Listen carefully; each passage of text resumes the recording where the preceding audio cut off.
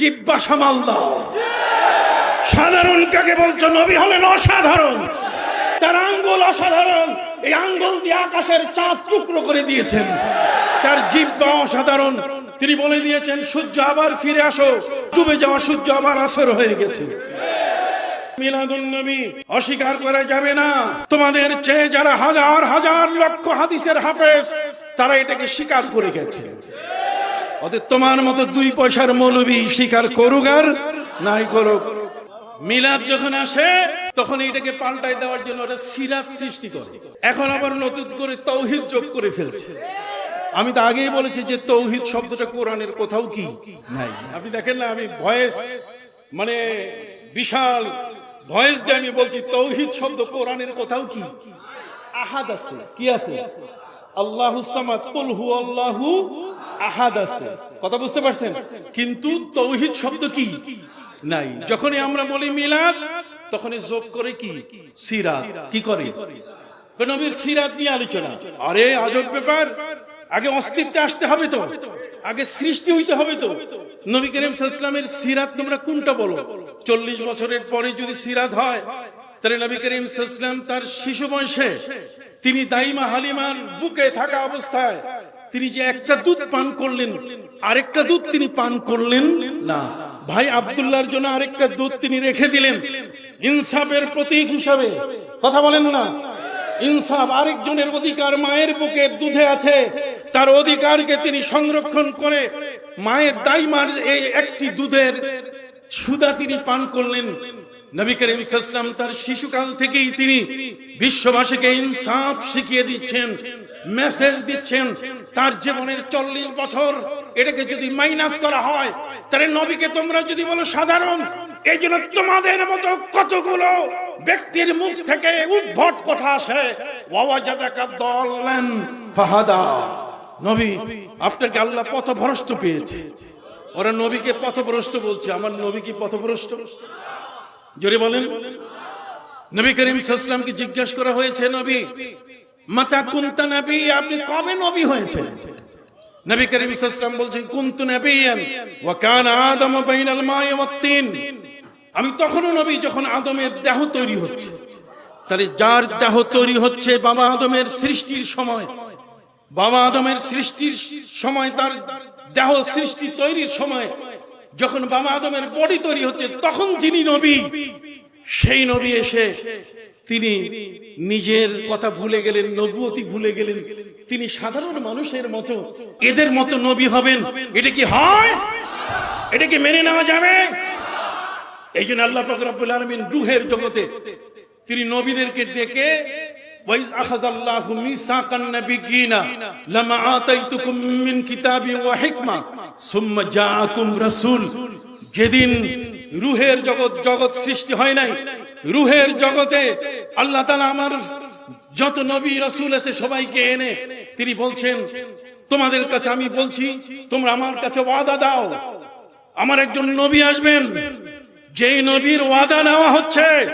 আমি আপনাদেরকে বলে যাই, আজ কেউ মুখ খুলে না, আমি তার পরিচয় দিতে চাই এভাবে যে আল্লাহ তাআলা নবীদেরকে নিয়ে যে বৈঠকটা ডেকেছেন, সেই বৈঠকে কি আমার নবী ছিলেন না? জোরে বলেন।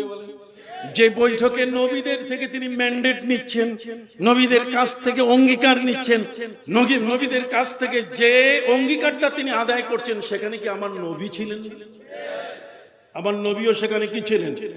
উপস্থিত ছিলেন। এবং নবীর পরিচয় আল্লাহ তাআলা সেদিন দিয়েছেন রাসূল। সুম্মা জাআকুম রাসূল।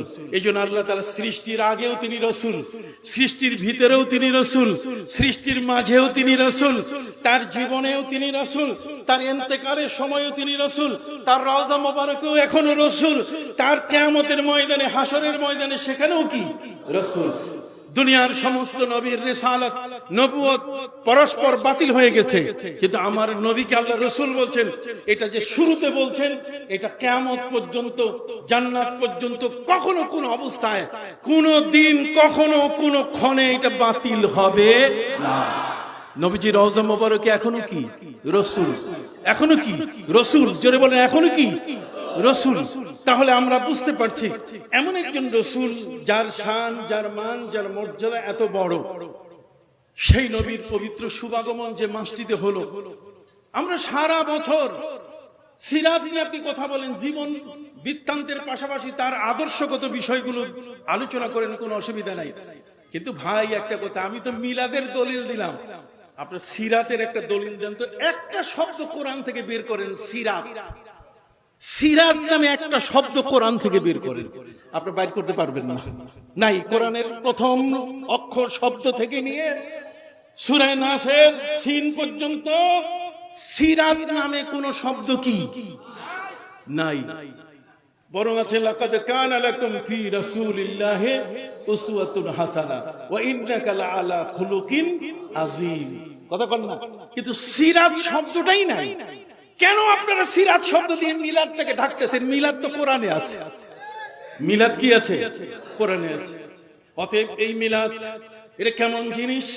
মিলাদ খ্রিস্টানরা বুঝে ফেলেছে, আমার নবী জগতের মধ্যে আসছেন, সেই নবী পৃথিবীতে আগমন করলে ঈসা নবী বলেছেন মিন বাদ ইসমুহু আহমদ, আমার পরে মুহাম্মদ সাল্লাল্লাহু আলাইহি ওয়াসাল্লাম আহমদ সাল্লাল্লাহু আলাইহি ওয়াসাল্লাম তে আগমন করবেন। তিনি বললেন if he come I will go, if he come I will go. যদি তিনি আসেন তাহলে আমি শেষ, আমার নবুয়ত, আমার দায়িত্ব সব কি শেষ।